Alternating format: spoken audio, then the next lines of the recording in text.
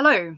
I would like to open by acknowledging the Department of Humanistic Studies, University of Ferrara, for welcoming me to the Changing the Cultural Climate with Ecocriticism and Ecolinguistics International Workshop, and also thank previous speakers such as Giulia Lepori for their work in environmental sustainability and well-being through ecocriticism. I hope that my work can contribute towards a good cause just as much as my fellow colleagues. So, as previously mentioned, I am Georgina Cooper, currently studying an Open MA at the Milton Keynes Open University in the UK. Over the next 20 minutes, I will explain ecocriticism as my own understanding to create a verbal taxonomy as such for collaborative communication. I will then go on to explain what inspired me through my journey, such as potentials of ecocriticism, green studies and romanticism, panpsychism of the plant, and investigating how we can transform the world to sustainability through development management and environmental decision making. In this workshop, I would also like to recite an extract from our Ecoscripts product, The Rewilding of Dorian Gray, to outline the process of making an ecoscript and then explain how it is a tool to test hermeneutic interdependence between natural and anthropic ecosystems. After this, I look forward to a discussion that is relevant to the discourse ecocriticism and the views of Ecoscripts as a tool, and any predictions of how the tool could also affect global environmental change. And now I would like to go on to define ecocriticism and created from modules studied in development management and environmental decision making, to share a verbal taxonomy of our social enterprise Geeco and create a collaborative understanding between us. Green Eyes of Ecology Geeco is a social enterprise that advocates positive environmental change. We create literary scripts to make a healthier planet. Our beloved planet is being destroyed, and our narratives have always been what has driven the ecology. The study of ecocriticism stipulates political issues, unveiling the hidden nature within social phenomena. We believe that we should listen to the ecology of the past and present to save our future. We should carefully criticise and construct writing to equally welcome the nature back into our lives. Ecocriticism is a term used to study the relationship between the literature and the Earth's environment. It takes an interdisciplinary perspective by analysing specific works in the context of environmental issues and nature. It's referred to by many fields such as ecology, social ecology, biopolitics, sustainable design, environmental history, environmentalism. In 1988, according to Michael Branch, of the University of Nevada in the US, ecocriticism officially arrived at the Modern Language Association. Then, after 6 years of campaigning, Cheryl Glotfity, former president of ASLE, the Association of Study in Literature and Environment, had managed to gain approval for staging 2 sessions at each MLA conference devoted to environmental literary criticism, seeing in the definition, quote-unquote, a increasingly heterogeneous movement. I would also like to suggest to attendees that ecology is inseparable from ethics. Oikos, the word household, needs to be inhabited into a spirit of humility and cooperation, a proper ethos. I argue that an ethical sense will want to engage with science, with language theory, and with history. If we are concerned with mutual influence of culture and nature, we need to be fully conversant with the way the relationship between human and non-human life is variously understood. I would like to read the preface of Oscar Wilde, A Picture of Dorian Gray. The 19th century dislike of romanticism is the rage of Caliban not seeing his own face in the glass. 19th century readers do not like romanticism because they both, as individuals and as society, cannot stand what is being hidden from them. Romantic writers such as Oscar Wilde are guilty of foisting class-interested illusions on their readers. This idea is reflected in the anthropocentric character of Dorian Gray, who indulges in a moral pleasure for pure hedonistic satisfaction by objectifying nature. Reaffirmation by writer Gifford that nature itself must precede the word nature is agreeable. His article is an early declaration of ecocritical principles from an English point of view. I defend the mimetic dimension of literature and its capacity for referring to the natural reality of its own intrinsic value. Beyond culture, there is nature. The latter can and should be represented. However, I do not simply argue for a revival of interest in descriptive prose, rather a revival in the writing of nature's own purpose, and not from an anthropocentric view. Like any fields which addresses the natural environment, should acknowledge its dual accountability, that is, to both outer metaphysics and inner constructions. Thus spoke the plant by Monica Gaglio as a writer credited for this point of view.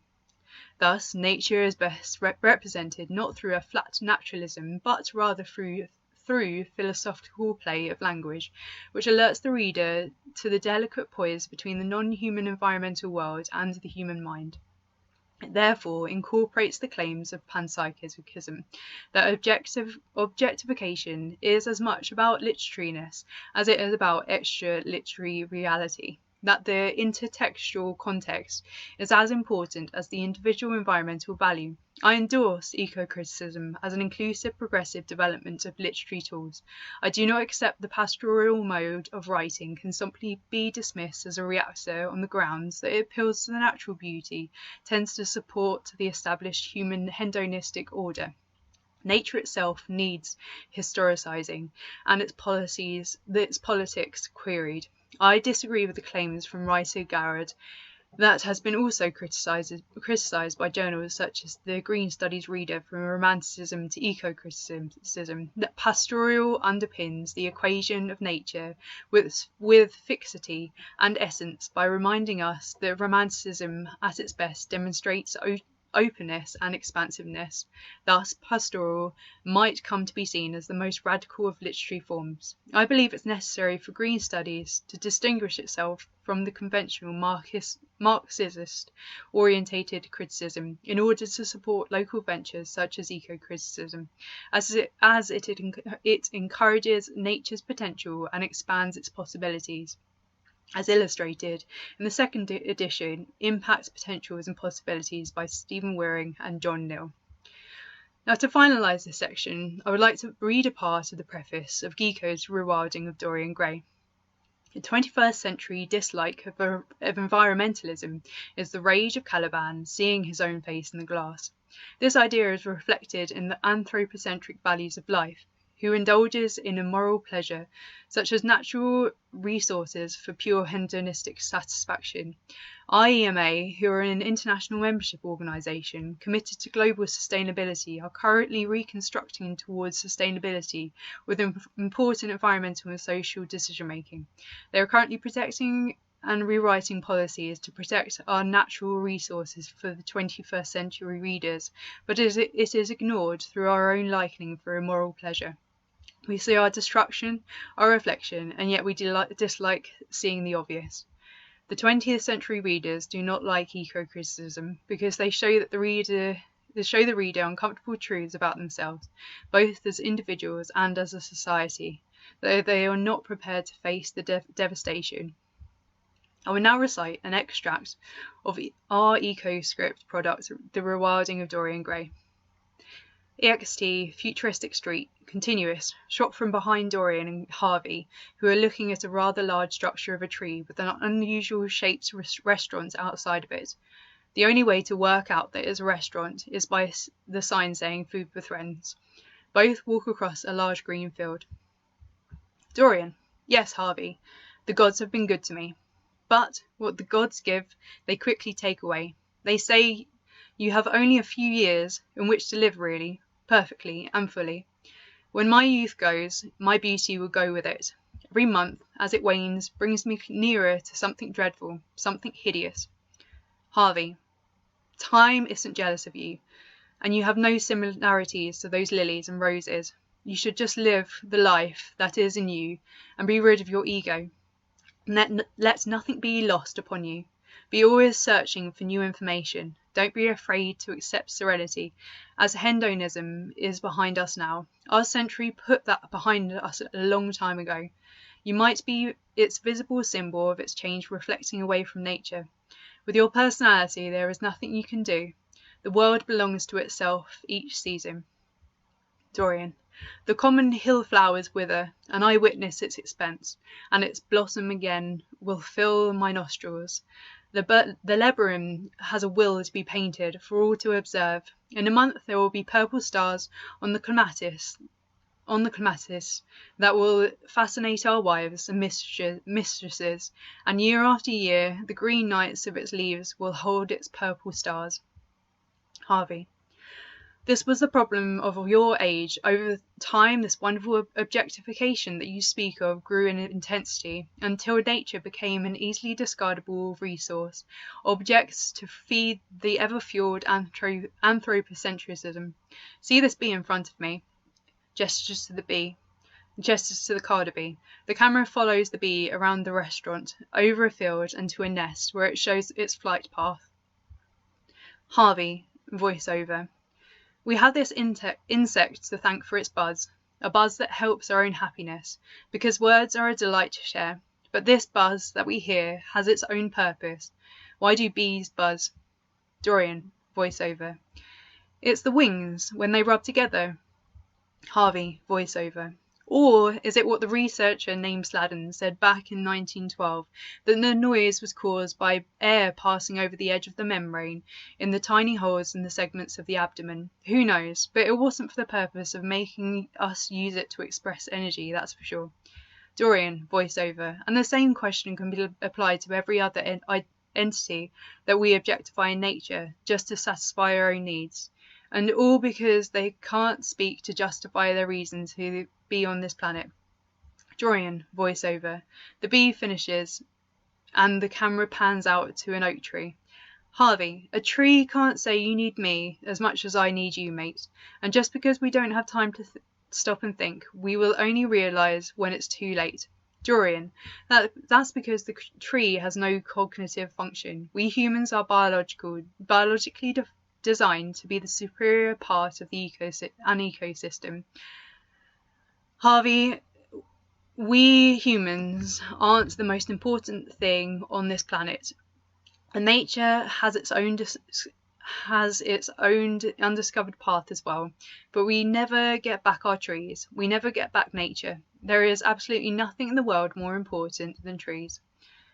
Camera goes to Harvey sitting on the table, looking angrily and pointing outside to the tree. Harvey, so if you're going to give a fuzzy, buzzy adjective, question its verb, or are you thinking too little of the green that surrounds you? Camera snaps back to Dorian's face sitting on the table. Dorian, stop. Beat. Stop. Acquiring and adapting mental nodes to develop linguistic linkages away from the Dorian anthropocentric mindset is the first step towards positive environmental change. The character Harvey is advocating towards ecological and sentience of other living entities, which has also been recognised in the Queen of England's veracious speech as vital for creating the correct attitude towards sustainability. In doing so, societies will start supporting conventions such as this year's Glasgow COP26 summit, and words will begin to turn into action for environmental reinvigoration. In assisting these movements, ecocriticism scriptwriting pushes ecological criticism beyond its focus on literary studies to engage with all genres of writing. There is care about the fine elements that verge into our lifestyle, the extinction of species and the commodification of science for data, but there is also the dread for the unknown and the complexity of the future. By approaching heavy subjects with current and historic events, exploration in ecocriticism and ecoscripts makes environmental issues accessible to information to provide sustainability within the community. We can be surprised by the marvels of nature and what it can teach us, with a passionate process of well-chosen accounts of the manifold underpinning of environmental thought. The revival of the strengths within nature and the possibilities will be revealed through the creation of ecoscripts. Art scholars for centuries have used creative writing to reveal breakthrough discoveries. By invoking the new wave ecoscripts for production, communities and theatres who become stakeholders will discover a whole new reality of the natural world. With its words, it will imprint a meaning-making experience in the mind's eye, as real as the ecological environment. The product of Rewilding of Dorian Gray process involved 5 main principles. Construct and continue a clear voice for ecology. Vocalize a vernacular relevant to the century. Experiment with directions on a stage for research purposes. Portray an idea without telling the story. Unleash inquisitivity with nature. As an example for construct and continue a clear voice for ecology, quote unquote, Dorian starts pulling nervously at the petal of the white tulip that he just plucked from next to him. Easter egg, Miss Leaf appears in background briefly. Ecocriticism, quoted, close quote. We created the character to reoccurringly destroy nature whenever he used nature for his emotions, this being Dorian, and Miss Leaf appeared as an Easter egg to represent the rewilding of the book. It also is important to clearly distinguish the difference between outlining the anthropocentric values associated to nature and the importance of demonstrating the purpose, or perhaps intrinsic purpose, of nature. We can revive an interest in descriptive prose, but also revive the writing of nature's own purpose and not for an anthropocentric view, for its dual accountability of outer metaphysics and inner construction. For vocalize and vernacular relevant to the century, Harvey is the voice of the new age and the ideal future, quote unquote, this was the problem of your age, and Dorian, the catalyst, who has a quote unquote wonderful objectification mindset for the Victorian past. Dorian uses phrases such as the Lebaron has a will to be painted for all to observe, which isn't the modern day vernacular, whereas Harvey is modernized by saying a tree can't say you need me just as much as I need you, mate.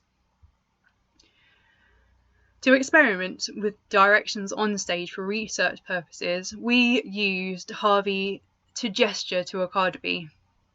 The camera follows the bee around the restaurant, over a field, and to a nest where it shows its flight path.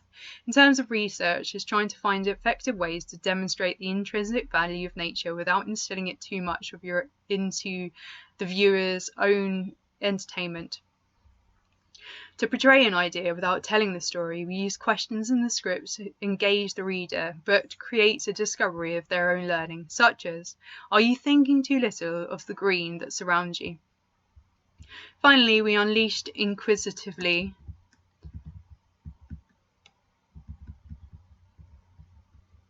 with nature through the mystery of metaphysical location. In the last scene, we used continuous shot from behind Dorian and Harvey, who are looking at a rather large structure of a tree with an unusual shaped restaurant inside of it. The importance here is the only way you can work out that there is a restaurant is by the sign saying food with friends. This inconspicuous writing adds to the imagination. Environmental decision makers and ecotourism researchers can incorporate their own futuristic discoveries into the work. How can we eat in a living structure without making any damage? How can we live sufficiently amongst the living without destroying it? And on that note, I would like to finalise by thanking you all for allowing me the space to share Geeco's ideas towards discourses of the environment, especially ecocriticism. I enjoyed watching the recordings of the engaging Symposium on the shared drive. There were certainly some spectacular discussions towards the attitudes of the present, representation of the past, and the perceptions of the future in the Western and Eastern anthropocentric assumptions. Hopefully we can all contribute to heal these fragile and yet resilient environments and create positive environmental change. I wish you to add to the discussion. Please comment below or send us an email at greeneyesecology@mail.com. Thank you.